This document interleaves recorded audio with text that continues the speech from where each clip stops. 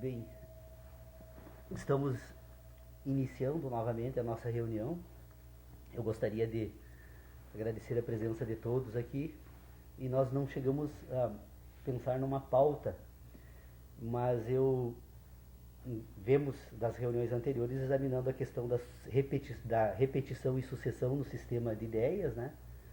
Na distinção entre ideia e conhecimento, ou ideia no sentido material, conhecimento no sentido material e conhecimento no sentido instrumental. Nós poderíamos dividir conhecimento nessas duas abordagens, ou dois âmbitos, né?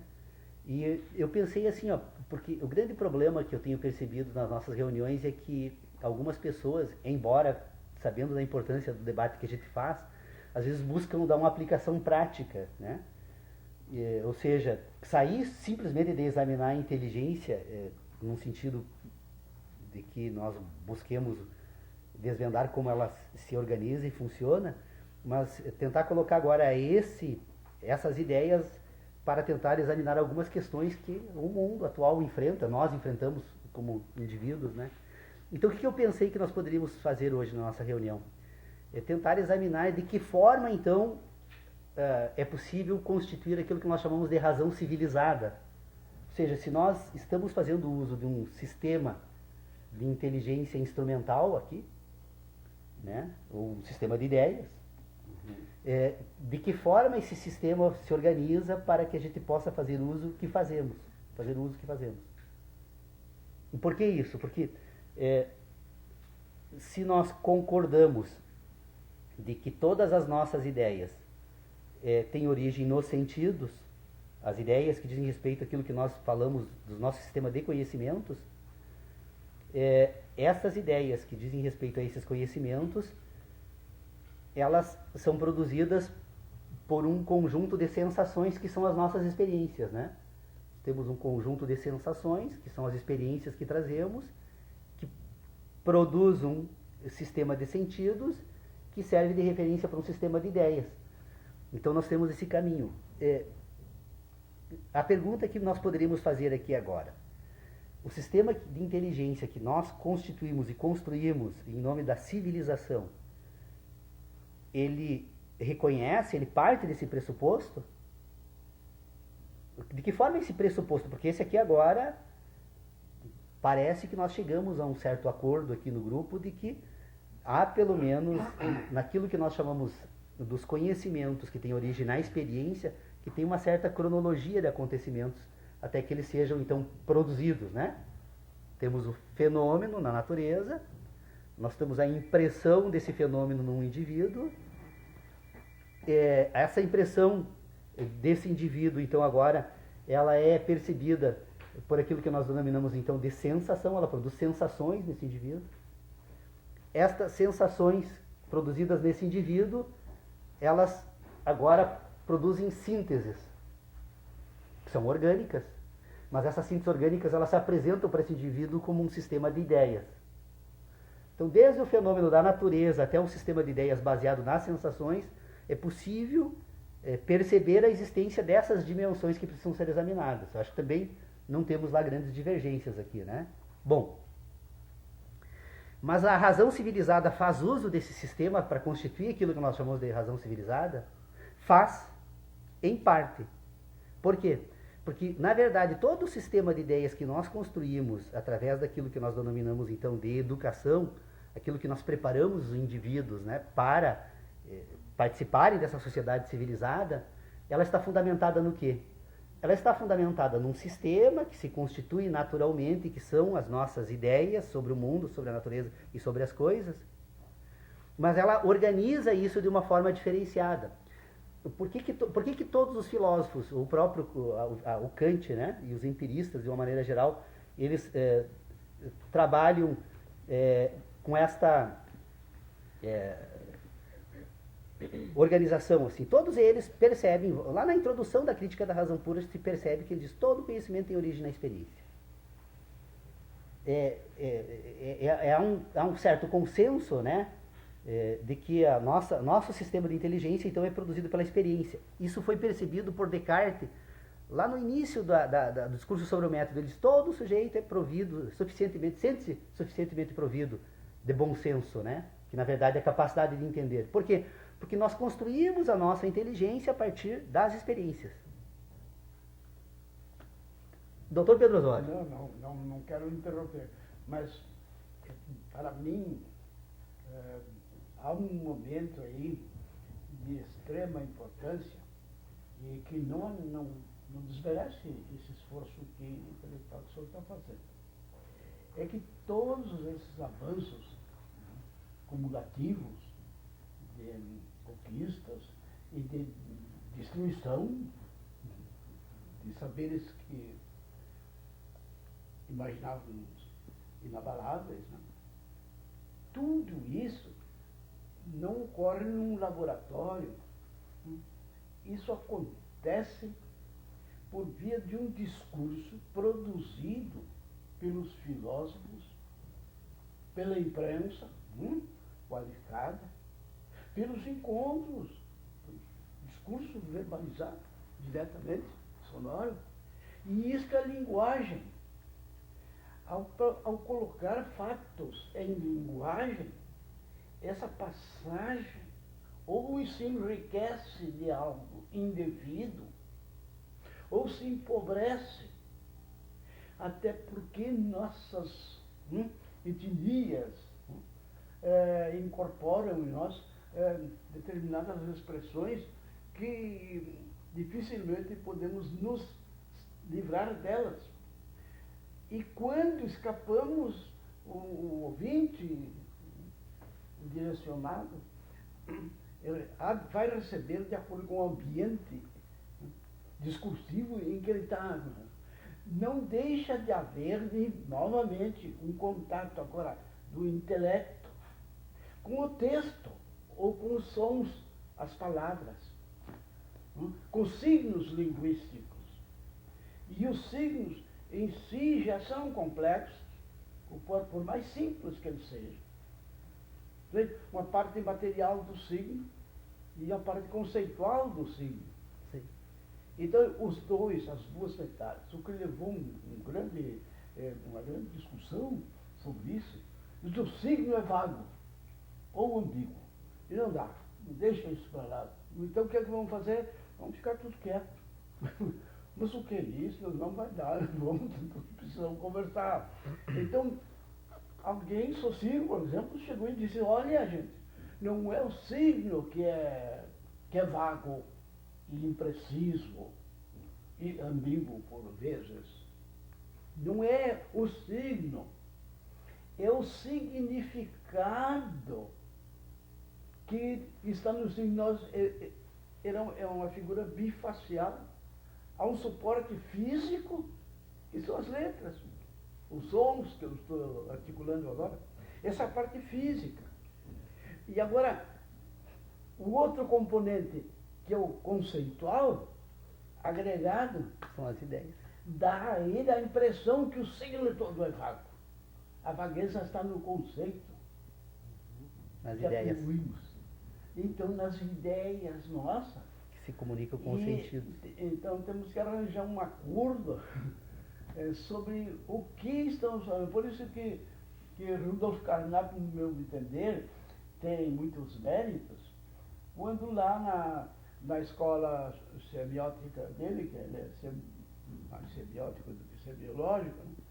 Ele diz, olha, antes de conversar qualquer coisa, vamos combinar o significado das palavras para nós, porque podemos estar falando sobre coisa. Isso não anula de jeito nenhum, e nem a minha intenção, e nem poder teoria para arredar essa análise maravilhosa que tu fazes, Paulo.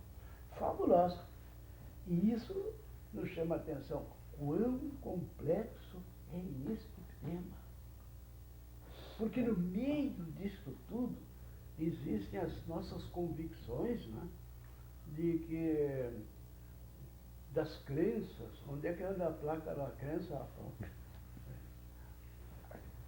Eu desconfio muito que a palavra crença tenha sido decomposta ou derivada ou coisa assim extraída de querença.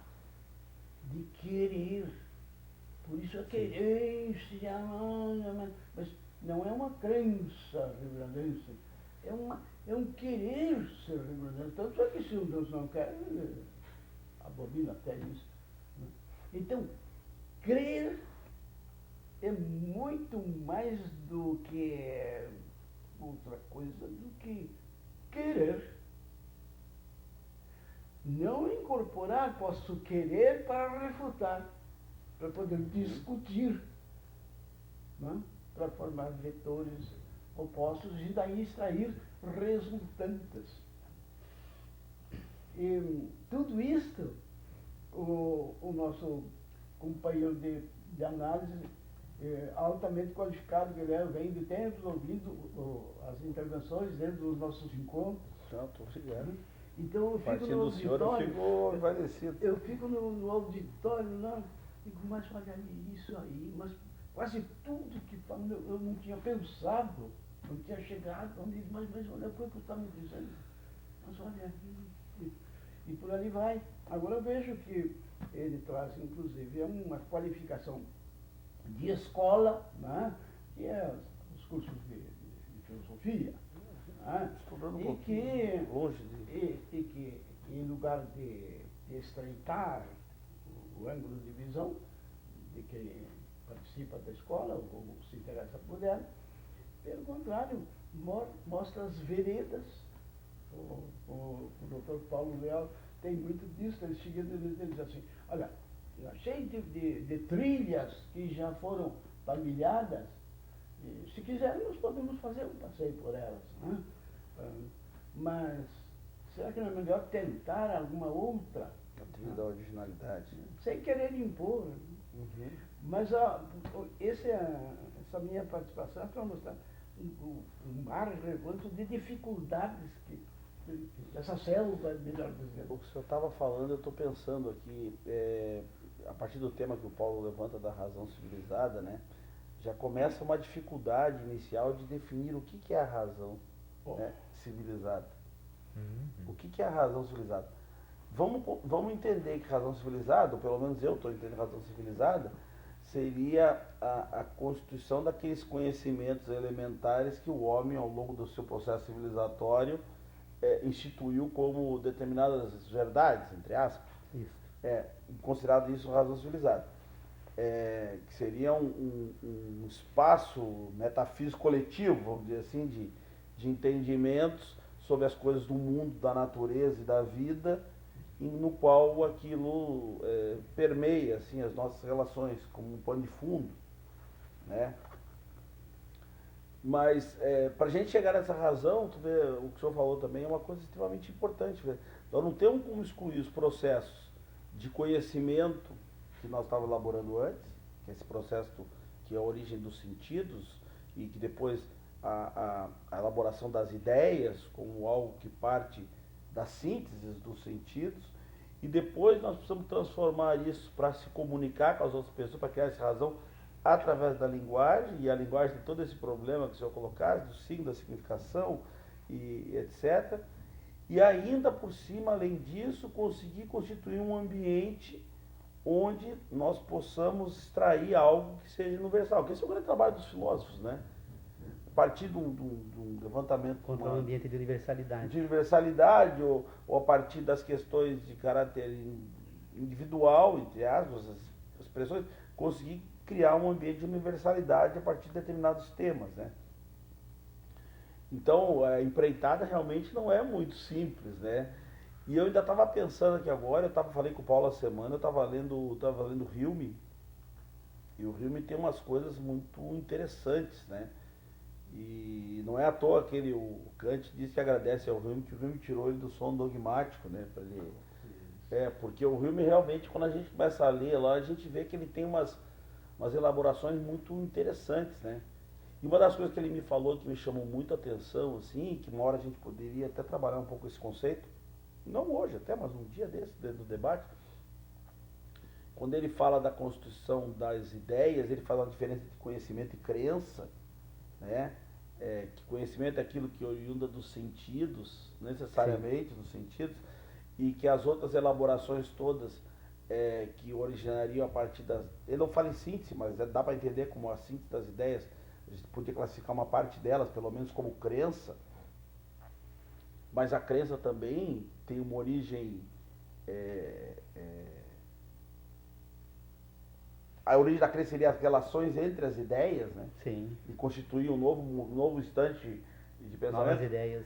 E ele diz que a única coisa que nos permite, não sei se é a única, não lembro bem, mas é mais ou menos isso, que umas coisas que nos permitem ter certezas, entre aspas, que são possíveis de ter, porque ele não chega a ser cético, mas ele é um bom questionador assim, das possibilidades de conhecer as coisas a partir de inferências, né? Seria a questão da relação de causa e efeito. Causa e efeito, ou seja... Tudo tem causa e efeito. Tudo tem causa e efeito, ou tudo, não é bem tudo, mas todo efeito deriva de uma causa, vamos dizer assim. E todas as causas, e a única coisa que permite a gente inferir esse conhecimento, por exemplo, eu sei que amanhã vai amanhecer de novo, por causa das experiências passadas, mas porque eu crio na minha mente uma relação de causa e efeito, e que eu sei que após a noite vem o dia, isso é um efeito, mas eu não tenho nenhuma garantia, segundo o Hume, de que isso vai acontecer de novo. Como tu disse, aí eu estava pensando naquela definição do Paulo, de que a gente interpreta isso como repetição, mas na verdade isso é uma sucessão. A repetição só pode ocorrer no ambiente das ideias. Então, e Hume reforça isso, porque ele diz assim, ó, apesar de eu ter a relação de causa e efeito ser a única forma de eu poder inferir certezas, não é o termo que ele usa, mas seria isso, inferir certezas de determinados acontecimentos da natureza, nada me garante que o acontecimento de hoje se reproduzirá da mesma forma amanhã. Eu infiro isso porque eu estou a partir de um raciocínio de uma relação de causa e efeito. E essa relação de causa e efeito está prevista no mundo das ideias. Segundo ele, são três elementos que instituem o mundo das ideias. Eu não lembro dos outros dois agora de cabeça que eu li, mas eu li rápido sempre. Mas o que me marcou assim foi a chamada relação de causa e efeito. E essa relação de causa e efeito, ela é uma coisa que está presente em tudo, me parece, né? Eu não cheguei a ler essa obra, mas provavelmente ele tinha colocado sentidos também, né? Causa e efeito. Os sentidos antes. Os sentidos antes na hora da experiência, porque ele diz que todo conhecimento deriva da experiência. Ou seja, todo conhecimento dele deriva da experiência. Ele faz uma diferença lá entre o método que nós estamos desenvolvendo no grupo aqui e o método mas a questão da definição de conhecimento, crença, ideia, ele não usa exatamente os mesmos termos, mas a gente consegue identificar. E me chamou bastante atenção a questão da causa e efeito. Só que a causa e efeito, no meu ponto de vista, reforça a ideia sua da sucessão, da sucessão e não da repetição. Sim, sim. Que é uma continuidade e não uma repetição. A repetição só é possível no plano das ideias, né? Na verdade é assim, ó, olha, hoje realmente, tanto o Dr. Pedro Osório como você, Sodré, conseguiram assim, ó, colocar de forma absolutamente clara duas questões assim que são fundamentais aí. Imagino eu, obviamente, né? O Dr. Pedro Osório traz a questão da linguagem, né, dos signos e os significados, né? Na constituição de um sistema de comunicação entre indivíduos para tentar trabalhar com um sistema de ideias que se referem ao mundo, né? Eu acho assim, ó, que a questão da linguagem, ela realmente ela tem uma dimensão, merece um exame pela importância que essa questão tem, inclusive para o que nós estamos fazendo aqui, fazemos uso da linguagem nos nossos debates. Não tem como excluir a linguagem. Não tem como excluir, mas o problema da linguagem é que ela envolve agora um instrumento da ação humana. Porque se nós examinarmos o ser humano, o homem que sente, o homem que pensa e o homem que fala é o homem que age. Então, eu acho que ainda nós poderíamos deixar esse assunto ainda, porque a questão ainda está nesta questão levantada pelo Sodré aqui. Como é que nós constituímos o nosso sistema de ideias, né? O que é, então, aquilo que nós chamamos de conhecimento? Na minha forma de expor esse sistema, eu imagino que nós precisamos fazer uso da linguagem para tentar identificar dois ambientes distintos, porque ele é necessário. essa separação é necessária porque logo a seguir nós vamos fazer uso de um critério que vai se basear nessa separação. Então, o que eu proponho assim, para examinarmos esse tema? Que quando formos falar, então, desse sistema de inteligência, nós aceitemos como conhecimento todo aquele tipo, aquele resultado final, então, dessa série de processos, como oriundo das sensações. Eu conheço porque tenho sensações.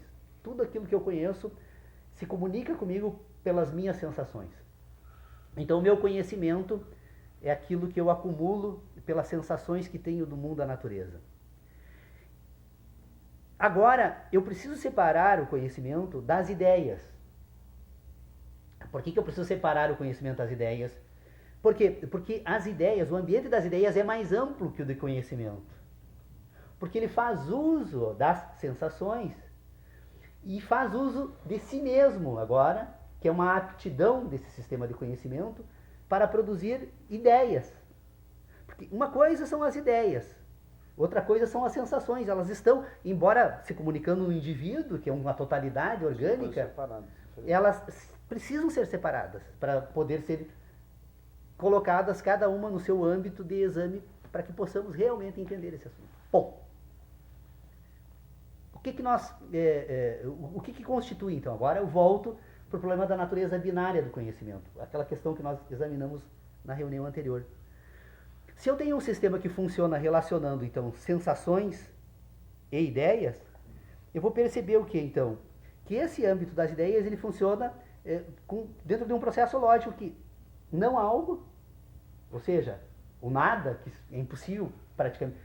Eu provoquei muito o Lucas, né, no início da educação dele sobre isso, e hoje percebo, aliás, o resultado, como isso ajudou na constituição da inteligência dele, começamos a falar sobre o universo, e fazia regressões, até que chegava um momento que era necessário reconhecer que não havia nada, né? O nada, então pensa o nada. Pai, ele reclamava, como pensar o nada? Porque só pensar o nada já é algo, né? Então, filosofia pura. E uma criança percebe isso lá no início da vida, né? Se a gente provoca ela a pensar sobre isso. Então, o que nós precisamos identificar do sistema de ideias e de sensações? Primeiro, o sistema de ideias, ele relaciona o quê? Não algo a algo.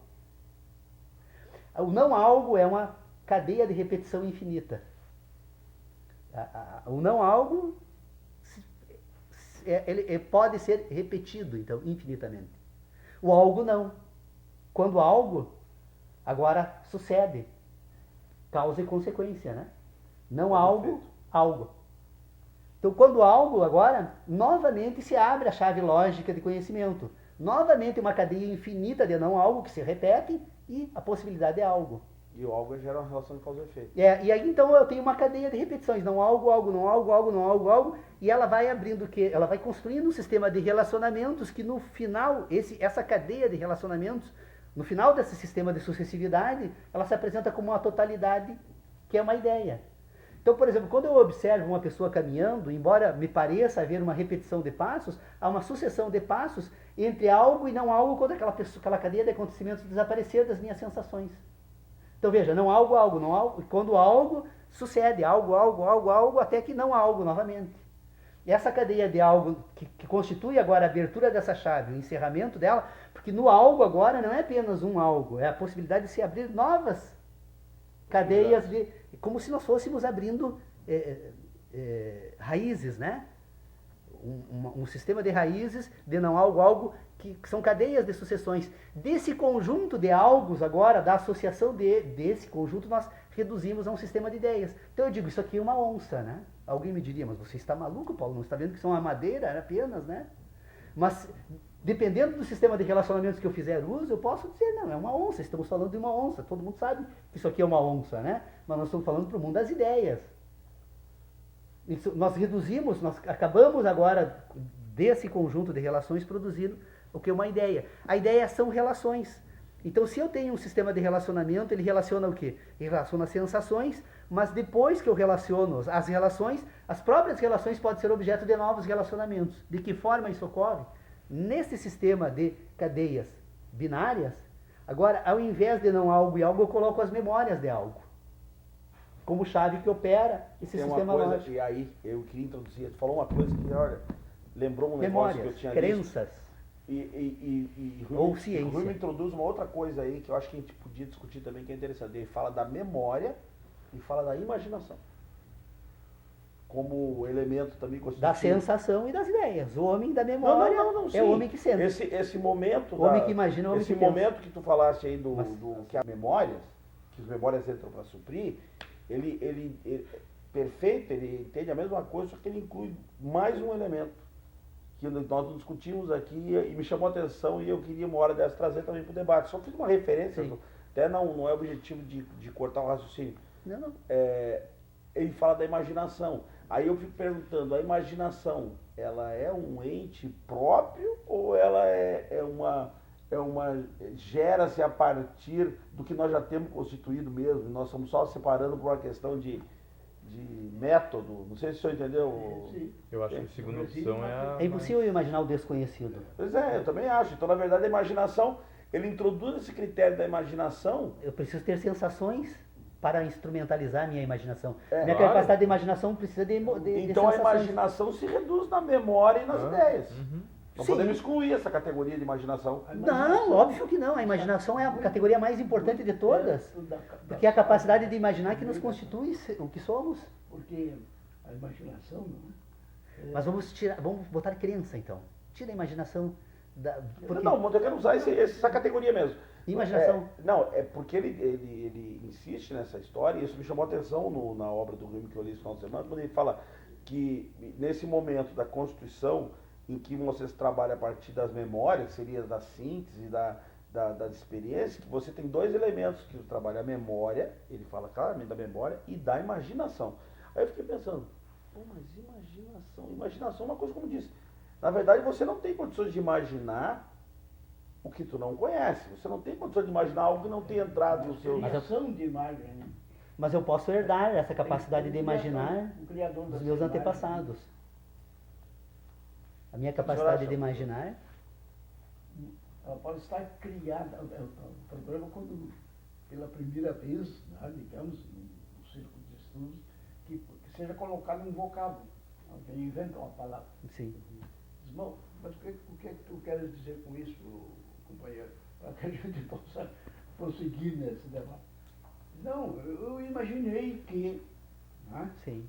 Não sei de onde é que eu tirei. Imaginei algo, já que na carência ou na falta absoluta de outro instrumental, me servi dessa. Aí, aproveitando o que o senhor está dizendo, essa capacidade de a gente imaginar,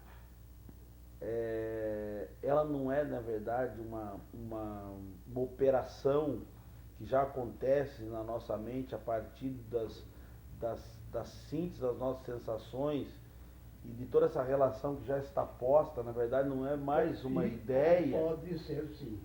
É provável que decorra daí. Pois é, Uma por isso que decoração ou decorrente das relações que você vai se criando a partir dessa... Pois é, mas aí o bom seria nós separarmos novamente para poder examinar essa questão, a inteligência de sentidos e a inteligência de ideias. Porque, na verdade, é assim, ó, se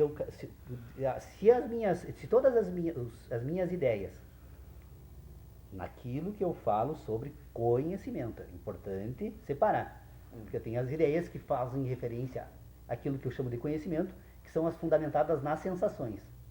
Então, se eu tenho um indivíduo que sente e também um indivíduo que pensa, me é lícito imaginar que estas sensações possam ser legadas para gerações futuras. Por que elas podem ser legadas? Porque tem determinados conhecimentos que são ordenadores das sensações, que são recebidos independentemente da manifestação da inteligência cultural. Examine a questão dos pássaros na construção dos ninhos. O João de Barro, que faz uma casa de barro perfeita, a abelha que constrói favos. Ela recebeu essa informação através do quê? Através dos sentidos. Uma inteligência que foi transmitida organicamente a ela. Então ela já tem uma capacidade nata, né? É o que vai explicar, pelo menos me parece, assim, se nós formos refletir um pouco sobre a questão da teoria de Darwin. Por que determinados seres se transformam? É porque esta relação dele com o ambiente em que vive, a constituição da inteligência de sentido, acaba exigindo novos instrumentos de sobrevivência. E esse ente orgânico produz. E não apenas produz, como lega depois para as gerações futuras. Então, essa inteligência de sentidos, que é orgânica, ela é a que constitui a vida no universo. Nós temos que reconhecer a existência de uma inteligência natural. Explicar como? Não se sabe. Como é que nós vamos explicar isso? A imaginação, então, deixa do fora. seu ponto de vista... É a capacidade de relacionar Não, mas sensações. ela poderia estar tanto na inteligência de sentidos quanto na inteligência de ideias. Pois é, mas ela pode ir além da vida do próprio indivíduo. A capacidade de imaginar, ela retrocede historicamente a espécie. Por exemplo, eu não me imagino como uma águia porque eu sou um humano. Agora, a águia jamais se imaginaria humano, porque ela tem um legado histórico. Esse sistema de inteligência de sentidos, ele é ao mesmo tempo legado e ele é produzido. Por que eu consigo constituir um sistema de ideias? Porque eu tenho um sistema de memórias e esse sistema de memórias é relacionado entre si. Ele é relacionado organicamente. Independentemente. Agora, depois, quando eu passo a produzir um sistema de ideias, agora eu passo a sofrer influência das culturas. Por quê? Porque se eu o coloco agora nesse sistema orgânico, que ele se reconhece como um ente que sente, ele sente o quê? Bom, aí nós temos que examinar novamente a questão do sistema hepta-animal de inteligência. Nós temos um ser que se comporta na natureza porque ele precisa sobreviver a qualquer custo.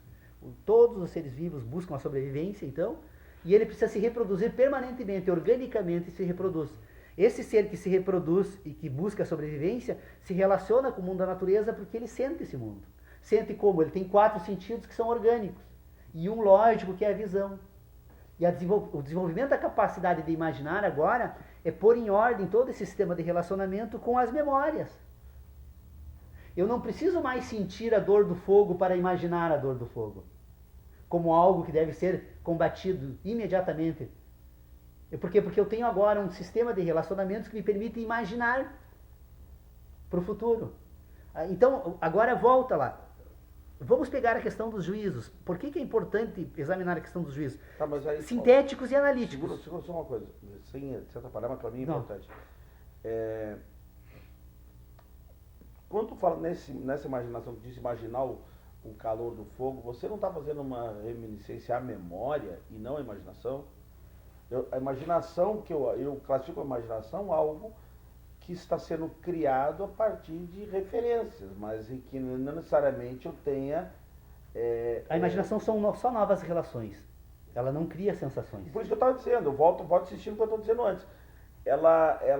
Essa categoria de imaginação lá, porque o Rumi traz, na verdade ela não existe. É uma cadeia de relacionamento. Ela não deixa de ser um relacionamento entre as ideias e as sensações. É uma cadeia de relacionamentos. Eu faço uso de uma cadeia de relacionamento, só que eu introduzo novos elementos. Mas ficou aqui no ar uma coisa... Que é o querer, que o Dr. Pedosório afirma. Que Né? passa culturalmente. Querença. O problema do João de Barro, né? Ou o mais rico para mim, me parece, é da abelha. A perfeição, né? Vou colocar mais um. Aquele hexágono do favo, a partícula do favo, que os mecânicos, eu fui mecânico na minha infância, na juventude, os radiadores, isto é, lugares que refrescam os líquidos, você não explodiria tudo quanto era motor. Então, os radiadores têm umas formas, né, geométricas, mesmo formas que facilitam e melhoram o contato com o ar refrescante. Mas deixa isso aqui de lado. Os alvos da abelha, então ele tem esses casulos assim internos, esses espaços com lados. E cogitaram na antiguidade, eu vi isso não sei onde, que na antiguidade, quando buscavam um critério universal para o metro, Sim. e que no departamento de pesos e medidas, depositado na França, lá no Museu de França, no laboratório de França, para que, eu quero saber o que é um metro, mas o corpo, né, em que aparece o metro se dilata, ou é colocado no sulco, conta o sulco também, que separa o só de um poste ao outro. É importantíssimo que haja uma precisão no meio disso. Pois bem, então, hoje trouxe que aqui onde passa um círculo envolvendo todos esses ângulos, esse círculo, e que isto pode existir, esta figura com um Sistema métrico. círculo, circunferência, ou seja, seria um número infinito de lados de um polígono. Infinito. Mas por mais longe que você vai, ainda tem uma corda do arquinho aqui até a reta, o segmento de reta aqui nos 2 pontos. E que esta medida aqui seria a mesma na construção do favo das abelhas. Uma observação muito Rigorosa. Mas como esse material é cera, né, com o calor derrete e se perde, preferiram Abandonar. um traço que existe lá, uma barra de vídeo, né? Quem quiser verificar lá, quem é que vai lá descobrir? Mostre-me a... Mas está lá. Mas isso aí veio a memória, quando tu falaste em memória, ó, uma memória que vem da própria espécie, que vai passando de uma a outra. Ela precisava guardar aquilo, ela tem tantas operárias, quem sabe se todas se encarregam não de tudo. É a prova da existência de uma memória orgânica. Essa memória orgânica, ela é a que constitui as espécies, né? E na medida em que constitui, depois ela vai ser utilizada. E nós utilizamos porque o ser humano é humano. Nós somos diferentes na natureza, porque o homem é o único animal que crê. Há algum outro animal que crê na natureza? Ou que tenha capacidade de imaginar? Eu acredito que apenas o homem consiga fazer isso da forma com que faz, que permite constituir dentro desse sistema de imaginação um sistema linguístico de comunicação, de signos, né, que permite agora que não apenas essa comunicação de sentido se opere, mas também uma comunicação moral, cultural. E nesse sistema cultural de linguagem que nós poderíamos então pôr a questão da razão civilizada. Porque a razão civilizada agora ela é resultado de um sistema de ideias que usa a linguagem como um sistema de relacionamentos. Você veja, por exemplo, a questão da crença religiosa, né? Qual é o instrumento da crença religiosa? É a constituição de um mundo de sentidos a partir de algumas ideias que são constituídas a partir dos sentidos humanos. Quais são? Normalmente o medo da morte ou do castigo, né? Do castigo eterno.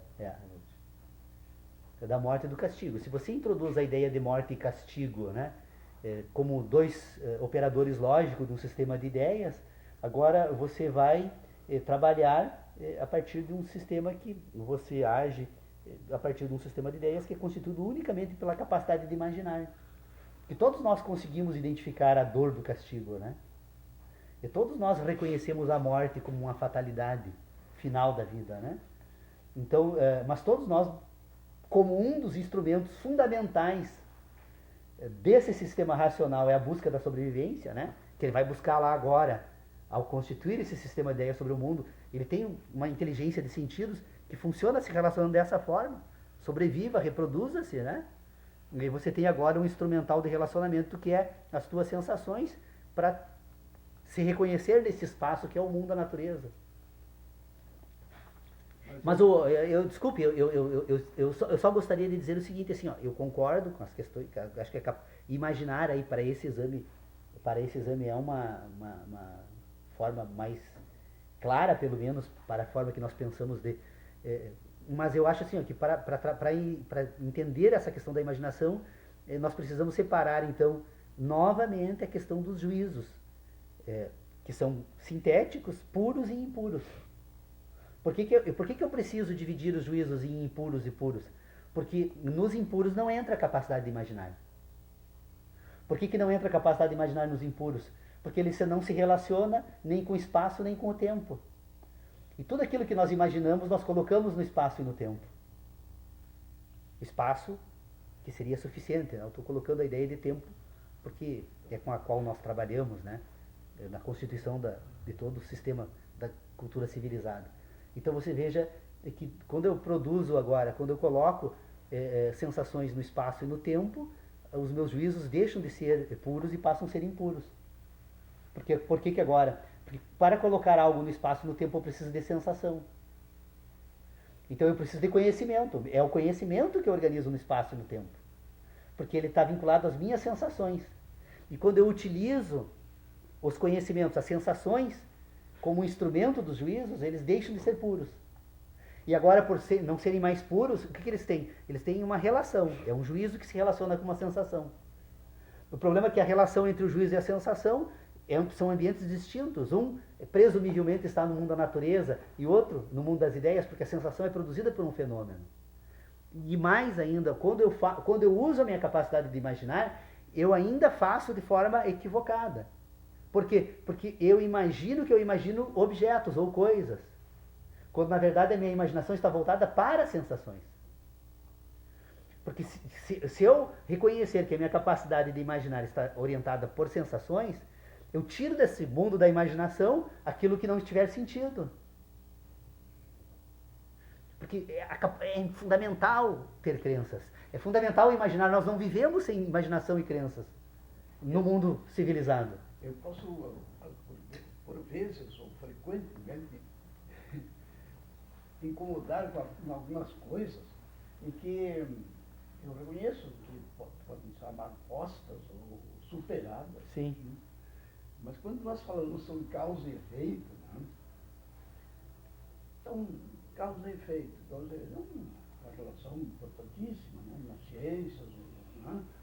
Nas ciências empíricas trabalham fortemente com isso. Né? E que Hume, né? David Hume deu uma paulada terrível em cima disso. Né? Não, isso aí, né?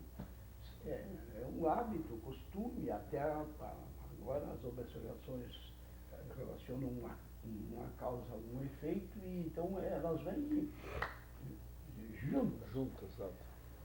E defendem aquilo que eu adoro. Mas, lendo coisas antigas, lá fora, lá atrás, um dos pré-socráticos ainda, né? O Zenão de Sítio. Não de Abdera, de Sítio. Então, ele disse isso. Em todas as proposições que se iniciam pelo conectivo, digamos, si, condicionante. Quando? Se chove, por exemplo, o chão, o ambiente resulta molhado, úmido. Diz isso já está contido no chove. Esse conectivo, nessa circunstância, denuncia que a proposição que ele segue, ele traz necessariamente, e que mais tarde outros filósofos, agora já kantianos ou outros, né, disseram como causa e efeito. Mas alguém verificou que nesse instante é um problema tautológico.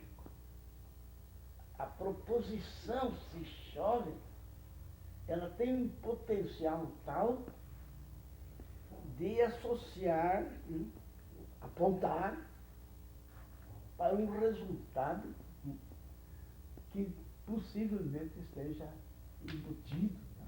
Que seria um a priori, né? Em homenagem ao nosso... Pois é, doutor Pedro, mas retira o ser, põe quando? Retira dessa proposição a expressão ser e coloca quando. É porque ele... Porque o ser estava orientado para as ações humanas, né? Não, eu não retirei. Não, eu sei. Eu deixei porque ele não...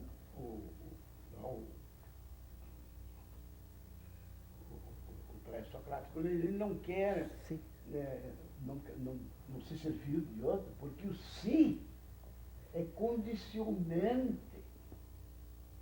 Ele condiciona o jovem. Quando não condiciona, Quando algo, não é? Quando chove, É uma possibilidade. então já está no mundo das consequências e da ação significativa do verbo. mas o senhor Mas veja, isso aí é um ingrediente O sei e o Paulo, quando. que não prejudica Sim. o que se quer aqui, eu sei o teu esforço. E é um salto nesses lugares umbrosos, difíceis, e que talvez se encontre ali alguma coisa, por que não? Não custa procurar. Se não procurar, diz assim, então é porque o senhor já encontrou? Não, não encontrei, mas não é um bom. Nos ajuda a procurar. Não é? perfeito. É tão complicado isso, não é? Eu entendi claramente o senhor, qual é a ideia do Zenon de City, né? Você não disse. Quando ele diz que se chove, na verdade você já está condicionando uma coisa que já está posta. Sim. Você Isso, condiciona uma coisa que já está posta. Na verdade não seria estou condicionado. falando em algo que já tem Já ali, tem ali, já está que posto. se para ali, né? Já está posto. E, em consequência, a relação de causa e efeito já está posta desde sempre. Olha, Não teria por que condicionar, né? aí o Sim. Hume volta com um tacape mais forte ainda na nossa cabeça, né? E diz, continue pensando, porque essa não deu. Eu imaginei não, fiz com o menino, o Lucas, o filho do casal. Então é uma criança muito desenvolvida num ambiente de pensadores, da mãe, do pai. Então, um intelecto tudo que está aqui parecendo aí fabuloso, aquele menino. Então eu fiz uma brincadeira com ele, negócio não briguei, né? Mas das cobras, 2 cobras, aparentemente do mesmo tamanho, e famintas, né? Precisam se alimentar. Então, ambas têm um elemento X. Então, a bocanha acaba o rabo da outra. E a outra, por sua vez, vem observar aquilo e engata naquela lá. Diz, vai. E começam a se englolir. Agora entra a imaginação. O que resulta?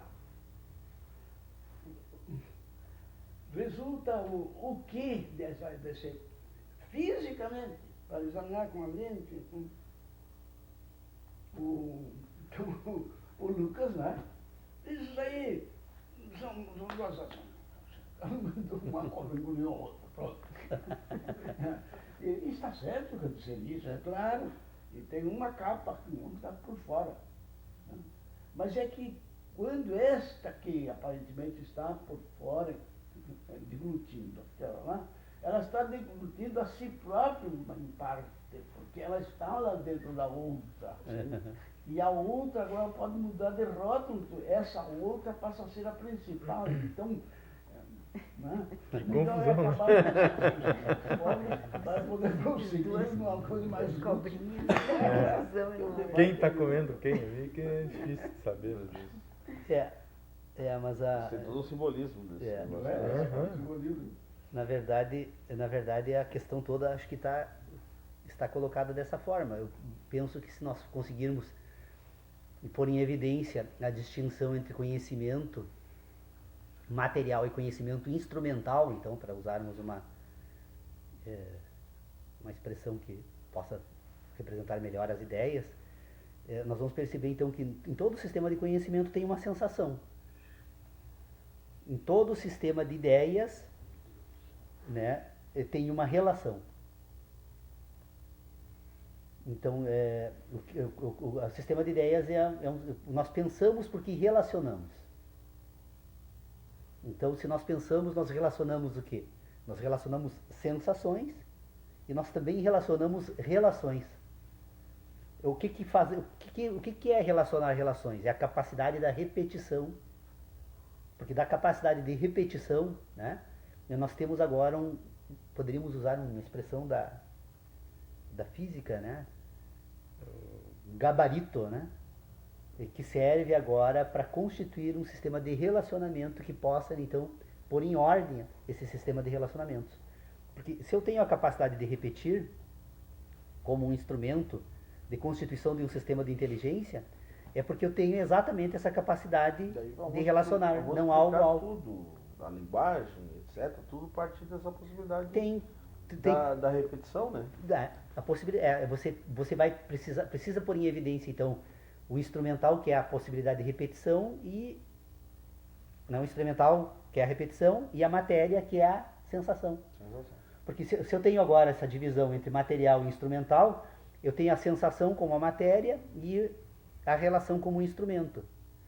E se eu tenho a relação e a sensação e você veja, todo o sistema de inteligência ele é binário. Por que quando eu falo do homem, eu preciso necessariamente separar ética e moral? Porque a ética está orientada por sensações e a moral por ideias. E sensação e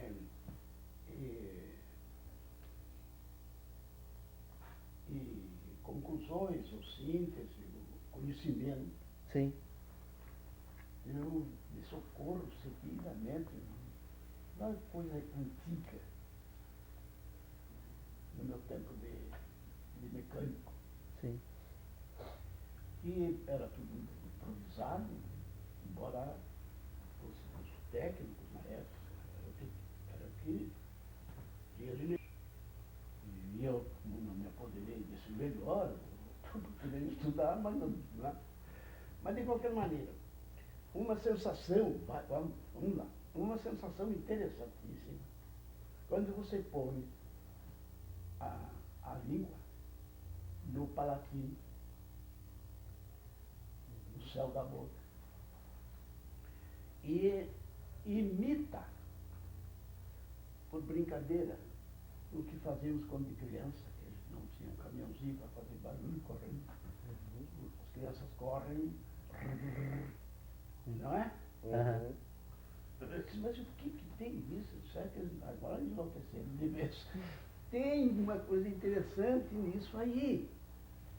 Então, imaginemos que tu estás lá na cabeceira da pista com o teu bimotor, teu avião, tua aeronave, com os calços, porque os freios, se ficar sempre preso, calma com os calços. E você quer decolar.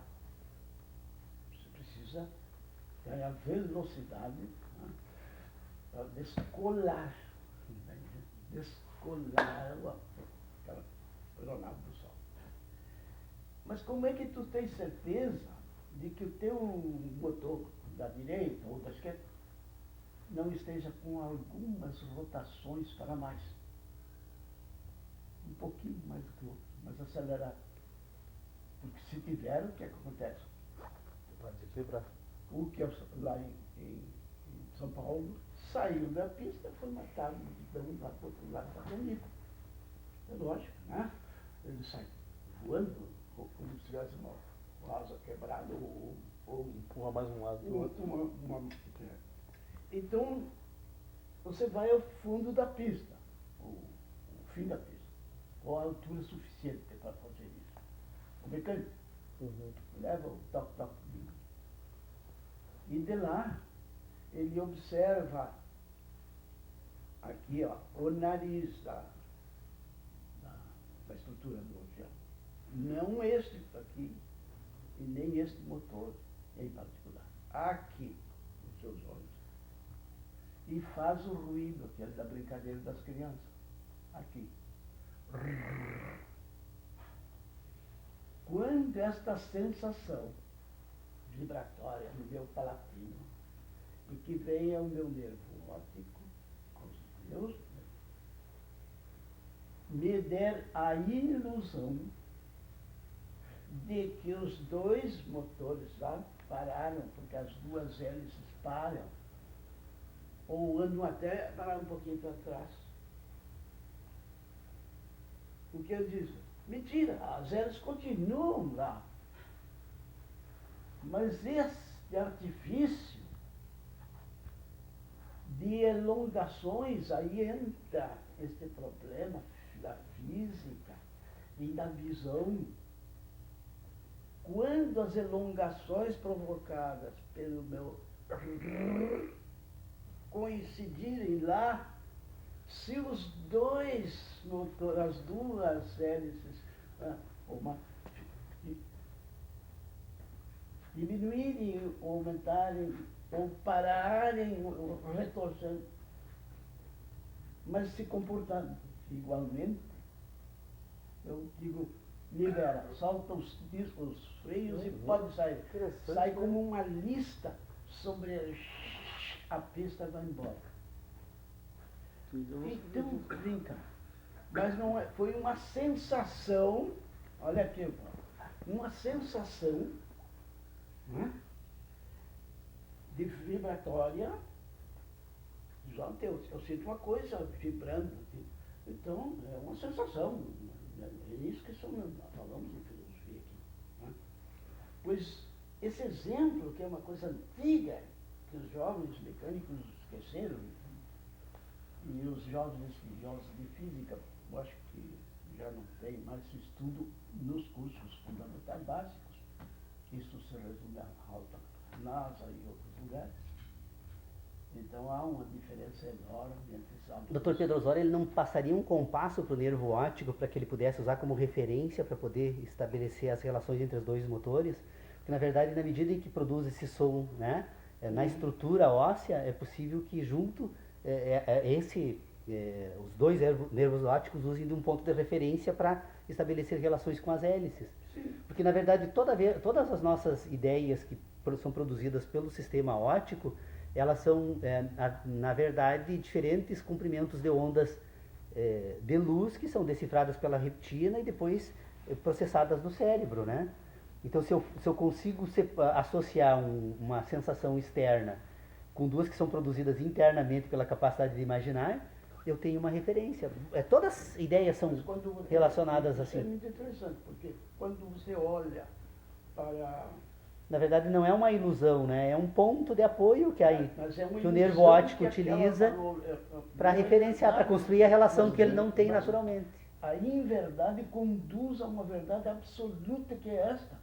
Os dois estão sincronizados, os dois motores. E no cinema, né? A rodinha da carroça, da ambulante lá, né? Olha lá. Parece que o jeito é o contrário, né? Isso. É o tempo de... Se você fizer esse sopro de brincadeira em casa... É que são relações entre películas. Aquilo que... tirar até para trás. Veja, doutor Pedro Osório, que no cinema, a fita de cinema, ela explica bem como isso funciona.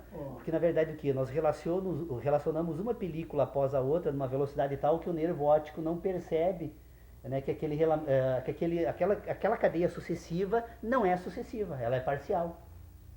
Ela se apresenta apenas em partes, mas a diferença entre um quadro e outro é tão insignificante que o cérebro completa aquela cadeia de acontecimentos que não houve.